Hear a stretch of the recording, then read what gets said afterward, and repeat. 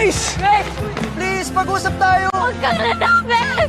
Tatalon ako pag lalapit kayo! I know you're used to hurting others, but even the ones you love, you wanna hurt? Pinatay siya, Jay. Pinatay siya.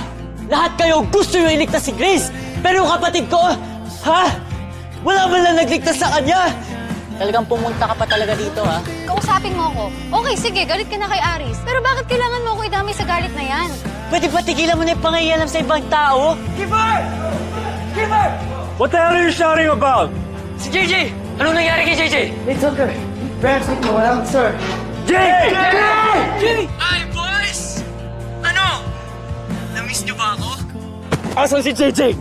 Tumawag si Ram kay Kiko.